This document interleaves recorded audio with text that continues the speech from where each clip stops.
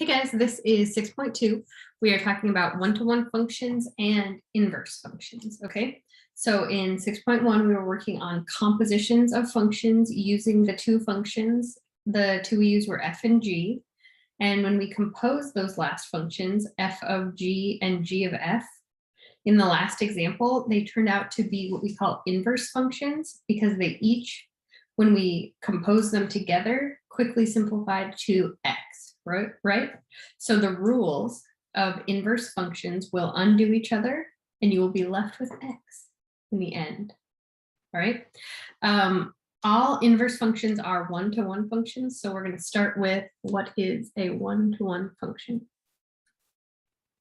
Okay, a function is one-to-one if all inputs are unique and all outputs are unique. Inputs are x values or the domain, the values of the domain, right? And all outputs are y values or your range. Yeah. So if all x values are unique and all y values are unique, it is a one-to-one function. Okay. So a function so for an equation to be a function, every input, every x value has to have a unique y value. For a one-to-one function, the x values must be unique and the y values must be unique. Okay, so here are some maps, and we're just going to decide whether each example, here's example 1, here's 2, and here's 3, is each example a one-to-one function, okay?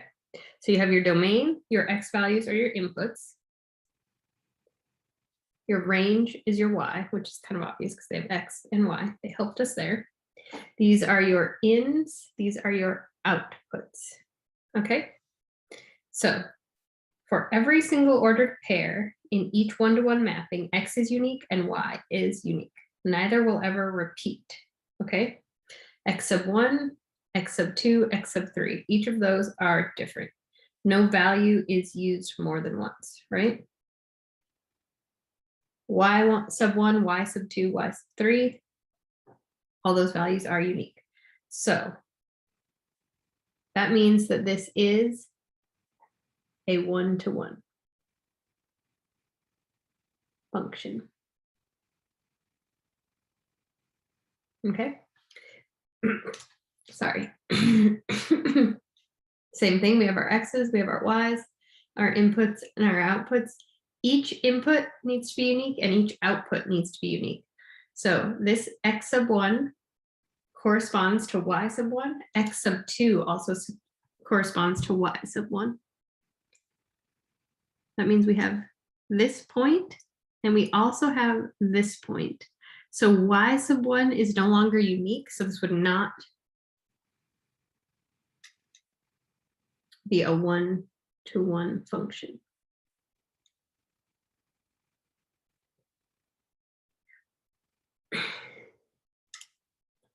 Here we have x sub 1 corresponding to y sub 1 and x sub 1 corresponding to y sub 2. If you remember, a function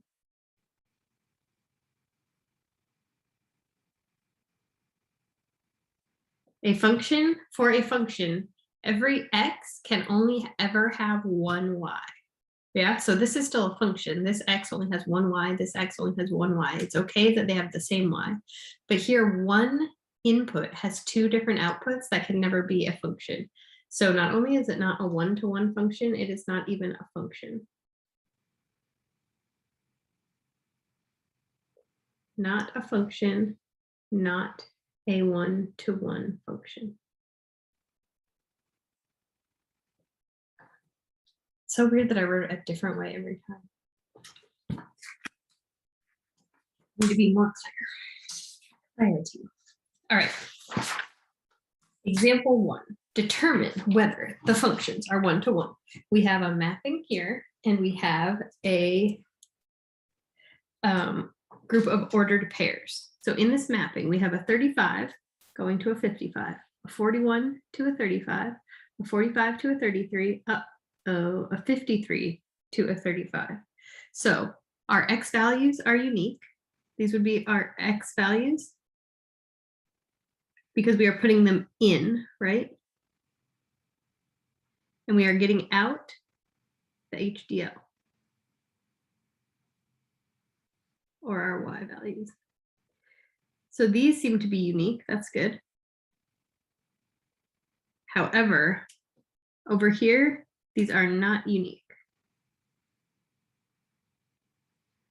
35 is used with, I should write it like 35 is used with 41. 35 is also used with 53. Good. Each value does not have a unique Y value, so it cannot be a one-to-one function. In this set of ordered pairs, we have -3, -2, -1, 0, 2. So nothing is repeating. So the X's are unique. For Y, we have 5, 3, 1, -1, -3. These are also unique.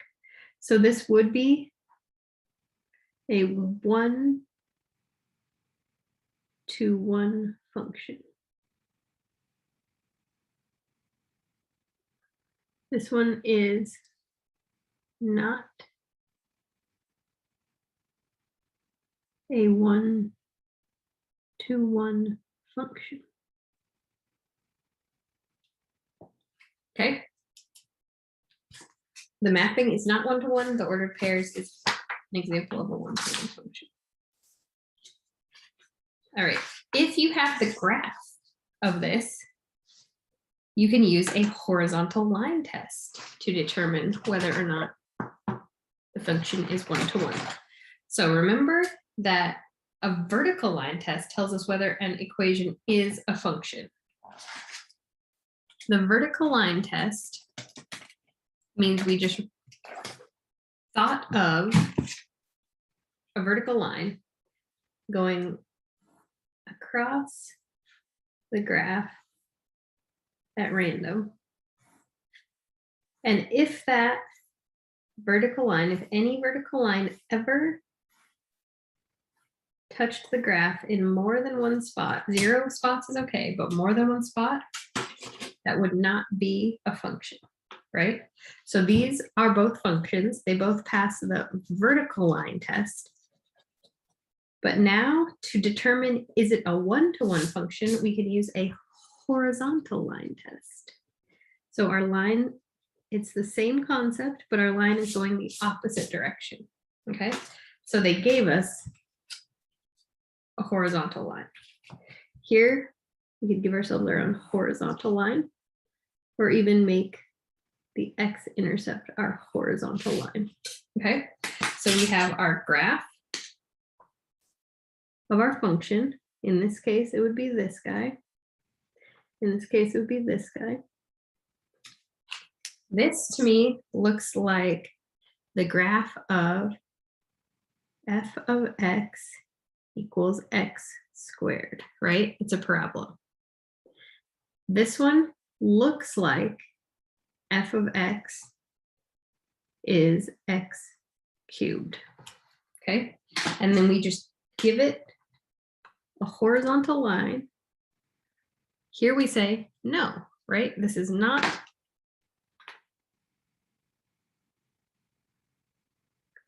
one-to-one. This one, you're like, way down there in here, it looks like it goes straight, right? And maybe it does, but if it is x cubed, it does not. So let's look at, that is, yeah, that's okay. All right. If I zoom in on x cubed and get really, really close to 0,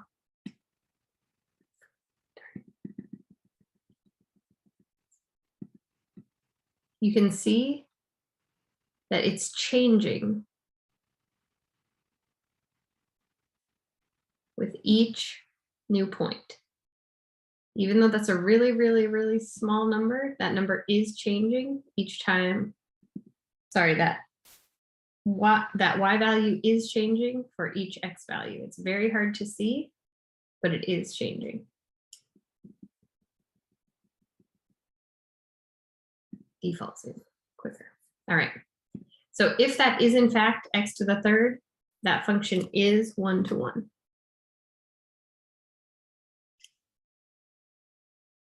If it's not, because we don't know that it is, then you can say no.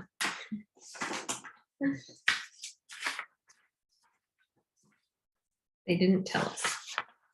They just asked us to look at it. Okay, so that's 1-to-1. You know it now. Every x has to be unique. Every y has to be unique. Now, every 1-to-1 function has an inverse function. The inverse is the separate and unique function that undoes the rule of f of x. Okay? So remember before, in our previous lesson, we had f of x was 2x minus 5, and we had g of x as x plus 5 over 2, right? And we said we could get f of g of x to equal x, and we showed that we could do that. And we could also get g of f of x to equal x, right? We analyzed the functions. Each function's rules undid each other. If you look at it, multiplication by 2 is undone by division by 2. Subtraction of 5 is undone by addition of 5, right?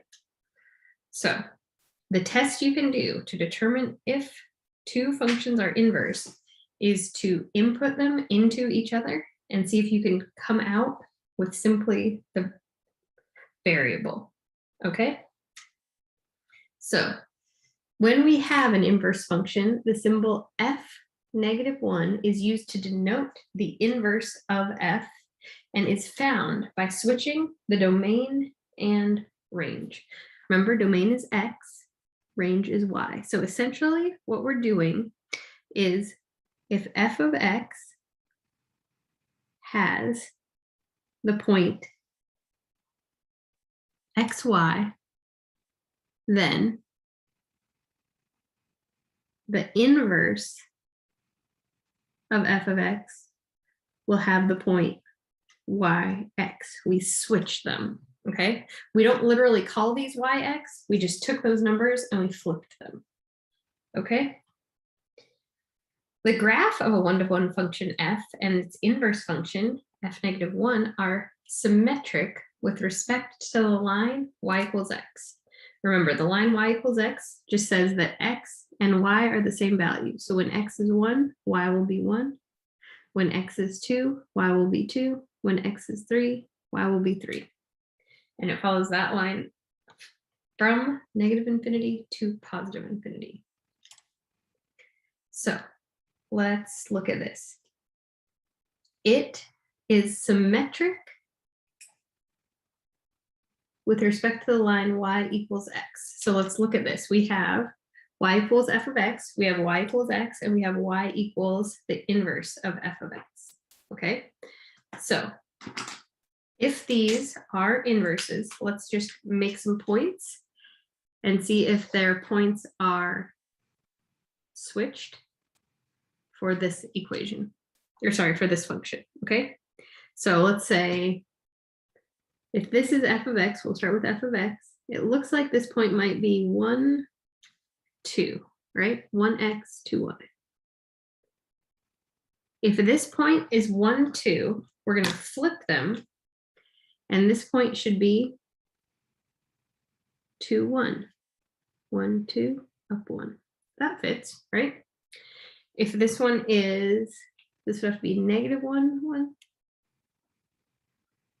That means its corresponding point should be 1, -1, which it could be 1, -1. All right. And if this one is -2, -1, right?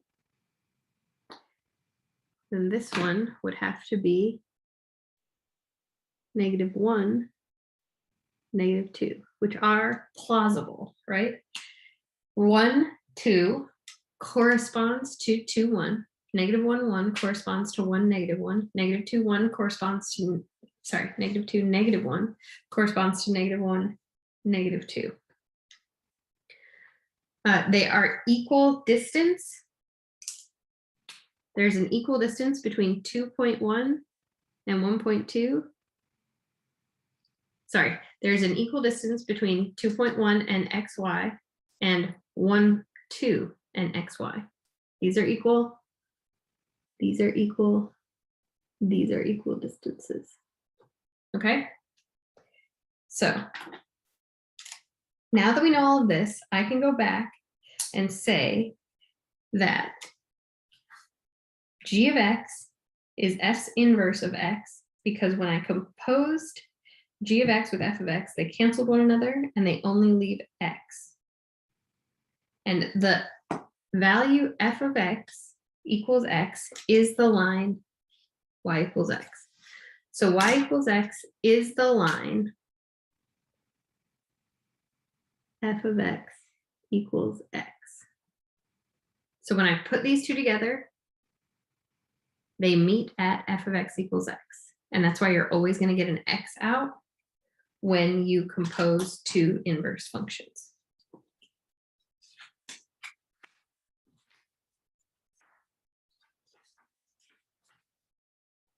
It says the graph in the figure shows a 1-to-1 function y equals f of x. We don't know what it is, but we know it's 1-to-1.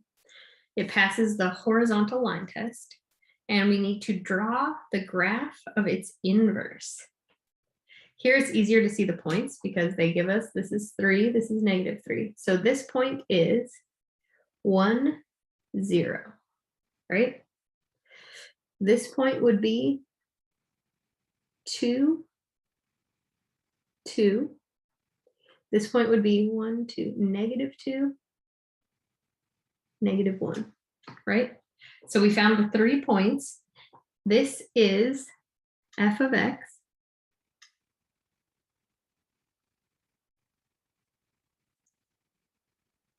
Oh, and they just say f of x is y.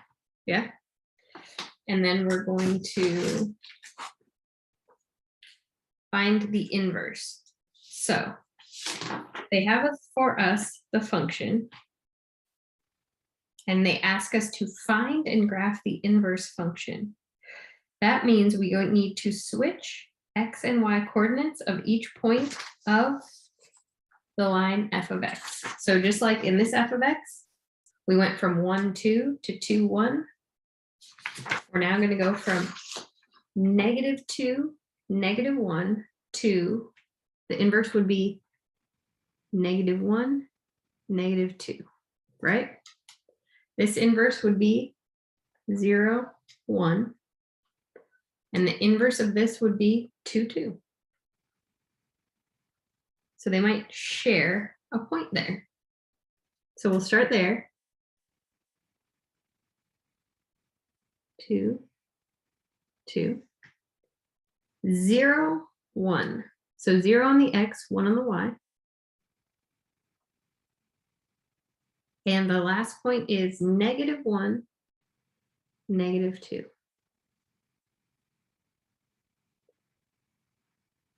We found each point, well, we found each point on f of x, and then we found their inverse point on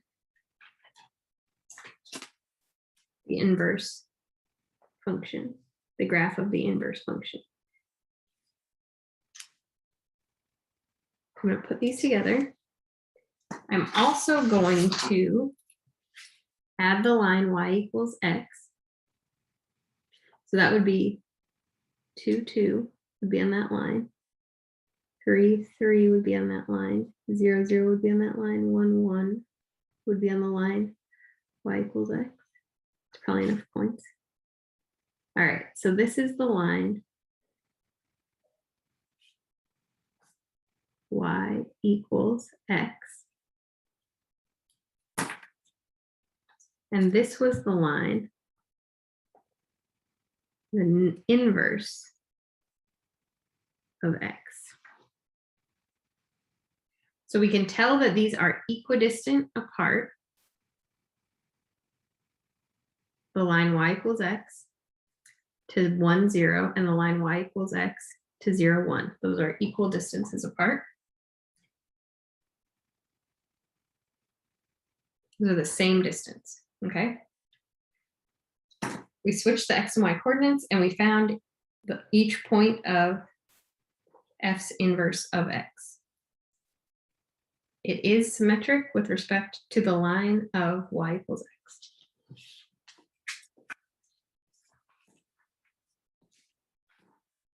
What if you do not have the graph? What if all you have is algebra? Then we find the inverse of the function algebraically. So what undoes raising something to the 5th power? So if I had y equals x to the 5th, what would undo raising something to the 5th power? It would be taking the 5th root of that quantity, right? So if I have that and I want to solve for x, I take the 5th root.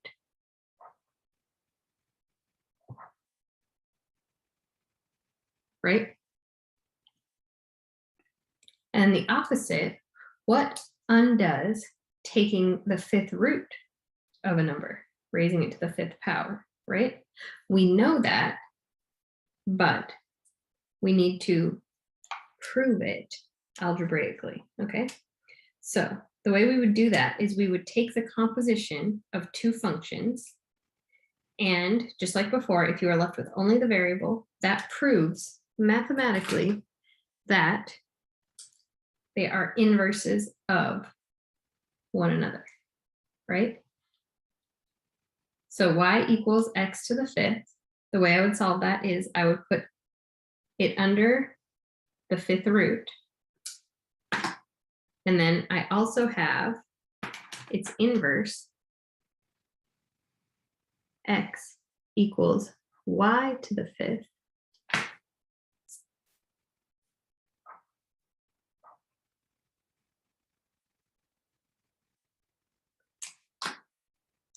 So here I get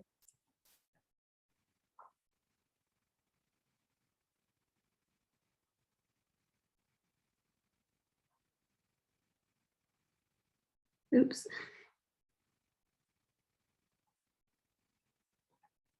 So those are inverses, right?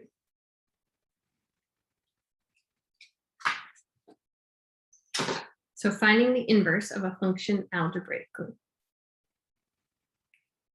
I know how to prove that two functions are inverses, right? But how do we find the inverse of a function? Good. So verify the following are inverse.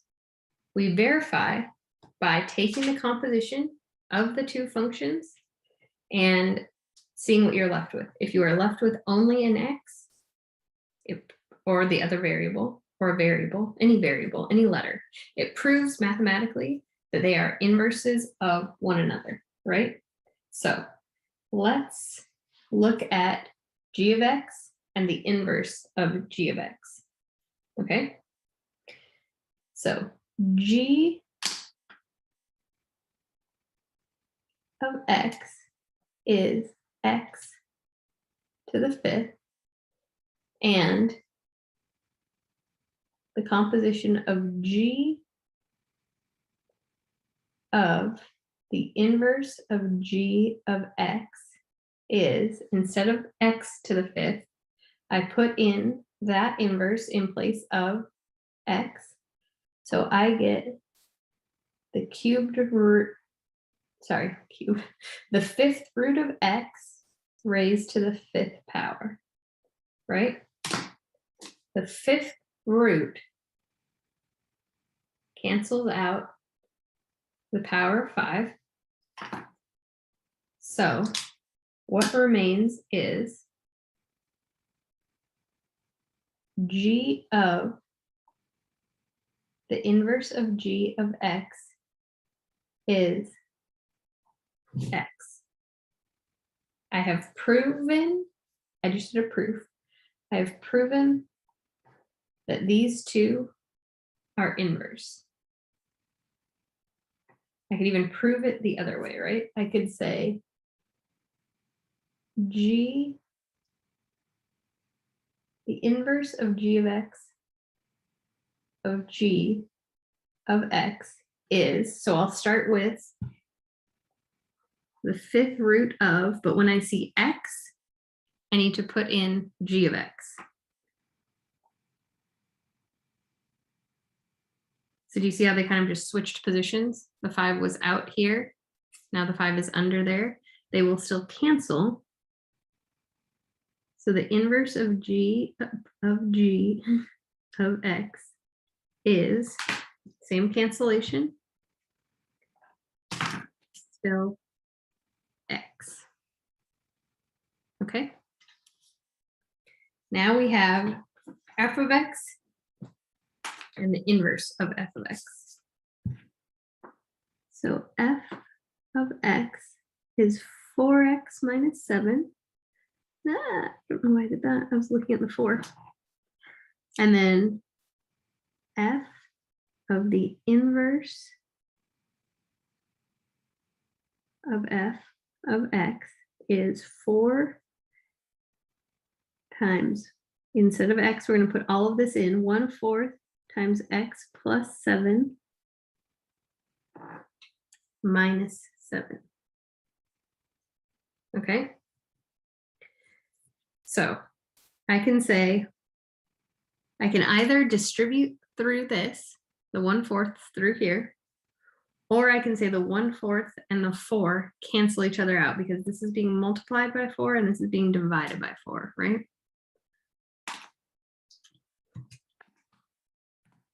4 times 1/4 is 4 times 1/4 is 1.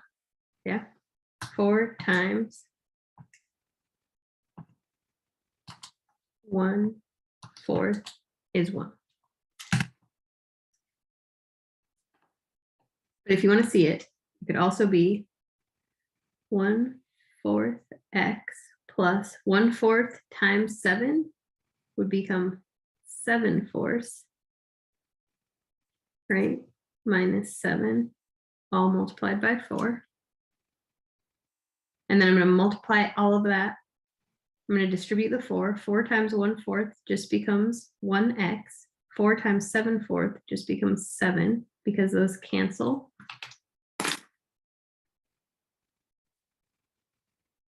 And then that cancels with that 4. Minus 7. And then plus 7 minus 7 equals x. Okay. Or when you're at that 4 times 1/4 x plus 7 minus 7, you can just immediately say these two cancel. I'm left with x plus 7 minus 7 or x.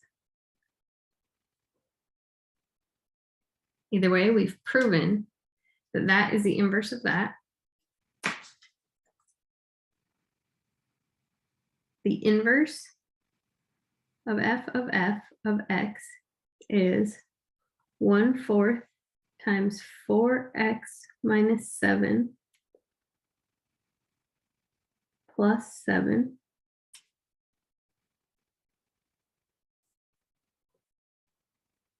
is, so we just proved that these two cancel, so we'll cancel those.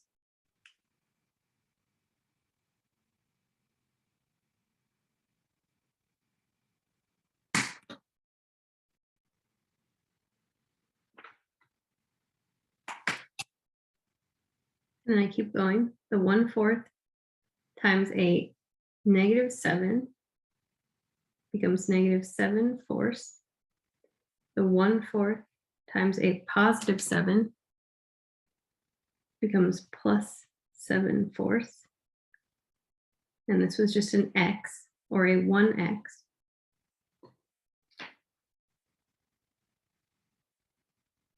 Minus 7/4 plus 7/4 cancel each other out. We just get x.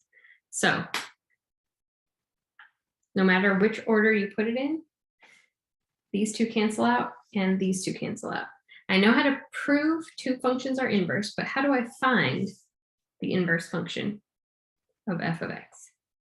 Here are the steps. Step 1, replace f of x with y if necessary.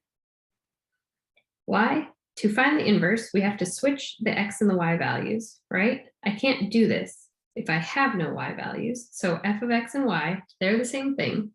F of x just means it's a function. So I need to put in y so that I can switch them. Step 2 is the most important step, the step that actually does anything. We're going to switch the variables x and y. Number 3, we're going to solve for y, and then we are going to use notation to show we have found the inverse. So we replace y with f negative 1 of x to show that this is the inverse. Find the inverse of f of x equals 3x minus 5. All right. I know what undoes. So x is being multiplied by 3, and it's that 5 is being subtracted from it, right? So the inverse of f of x will have to include division by 3 and adding a 5 somewhere, right? Let's use these 4 steps to determine exactly how it will look, right? So step 1 was replace f of x with y. So instead of f of x, now I have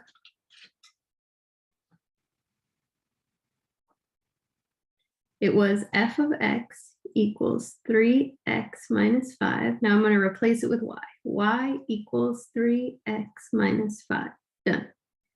Step 2 was switch x and y. So instead of y equals 3x minus 5, now I have x equals 3y minus 5. Solve for y. All right. Number 3, I'm just going to start where I've written it. Add 5. Add 5. So now I have x plus 5 equals 3y. Divide by 3. Divide by 3. Y is x plus 5 over 3. And like I said, I have a division by 3, which cancels out multiplication by 3. And I have an addition of 5, which cancels out subtracting 5. Good. Step 4 was change the y back to show that we know it's the inverse. This notation says we know what we did is the inverse of f of x. Okay. And then it asks us to graph f and graph the inverse on the same coordinate axes. All right, so those two are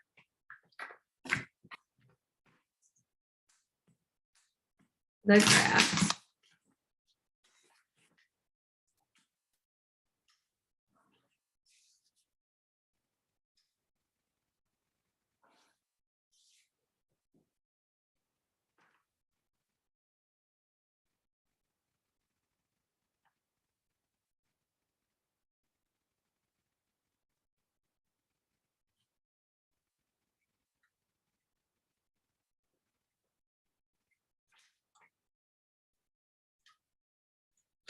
All right, we have the graph 3x minus 5. That's f of x. I want to make a table to find some points.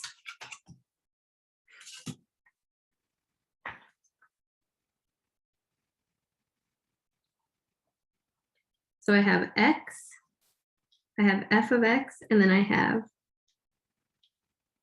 my coordinates. So for 3x minus 5, if x is -2, -1, 0, 1, and 2, right? Let's just put those in to the equation, 3x minus 5, and see what comes out.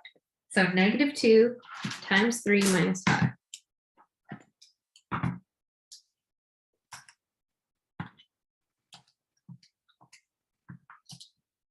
-11.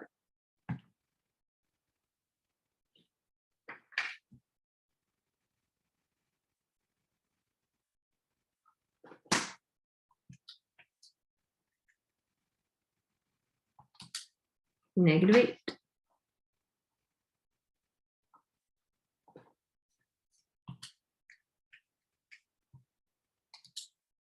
-5.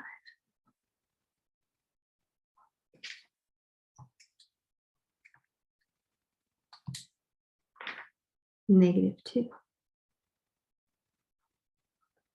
Oops, sorry, that would be 1, -2.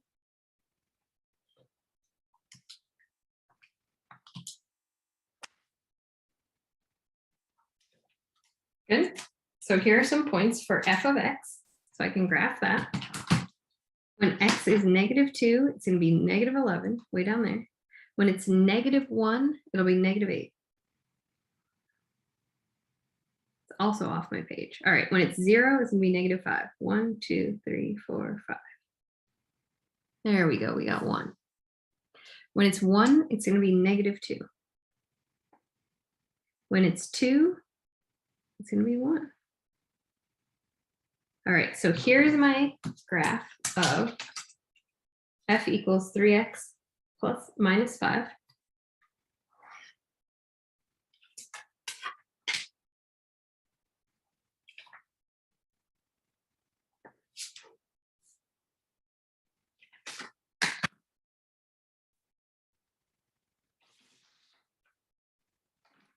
And then down here, I will graph f -1 of x.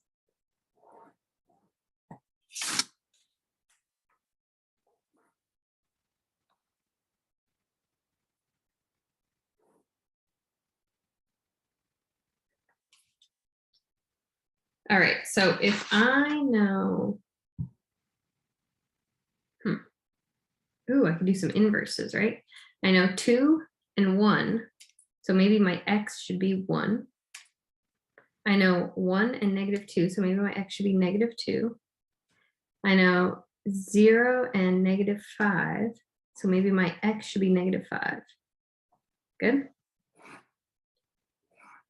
So if I put 1 into x plus 5 divided by 3,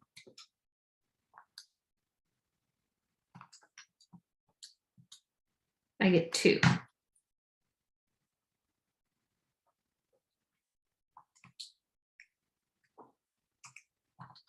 If I put -2, oops, sorry. -2 plus 5 equals, divided by 3, I get 1. And if I put -5 in, I get 0. So now I can graph these points. 1, 2, -2, 1, -5, 0. So here's my graph.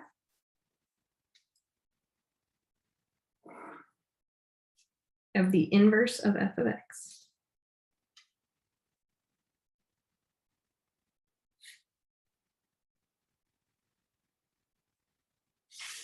Good. And we need xy to show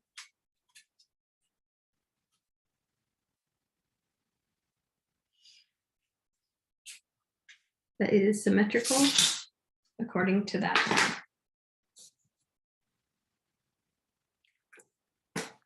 So we graphed it on the same coordinate axis, and we found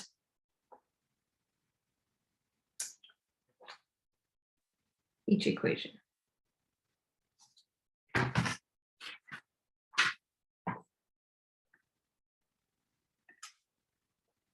All right, so that is one-to-one functions and inverse functions. Thank you so much, and see you next time.